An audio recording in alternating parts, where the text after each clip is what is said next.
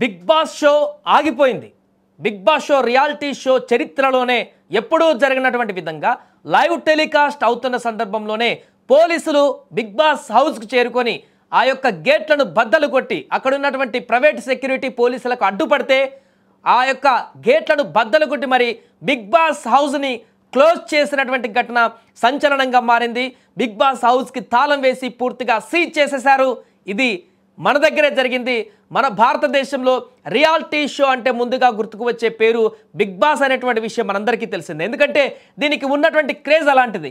భాష ఏదైనా, ప్రాంతం ఏదైనా బిగ్ బాస్ ఫీవర్ అనేది జనాలను ఊపేస్తుంటుంది.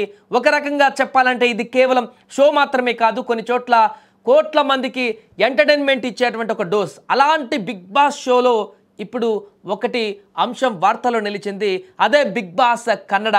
కర్ణాటకలో అంగరంగ వైభవంగా మొదలైనటువంటి బిగ్ బాస్ సీజన్కు ఇప్పుడు ఊహించినటువంటి బిగ్ షాక్ తగిలింది.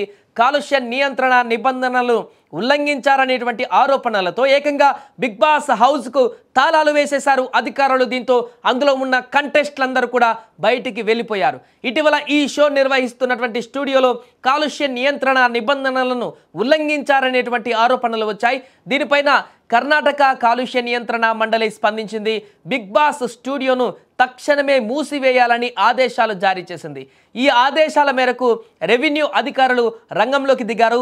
పోలీసుల సహకారంతో షో జరుగుతున్నటువంటి హౌస్కు తాళాలు వేశారు.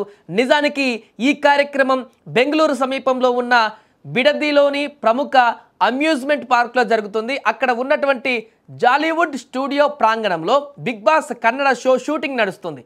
అయితే ఈ స్టూడియో నుంచి నిత్యం 2.5 లక్షల లీటర్ల శుద్ధి చేయని నీరు బయటకు వస్తుందని కాలుష్య నియంత్రణ మండలికి ఫిర్యాదులు వచ్చాయి. నిబంధనల ప్రకారం ఉపయోగించిన నీటిని ట్రీట్మెంట్ చేసి తిరిగి వాడుకోవాలి. కానీ షో నిర్వాహకులు ఆ నిబంధనల పాటించలేదని తెలుస్తుంది.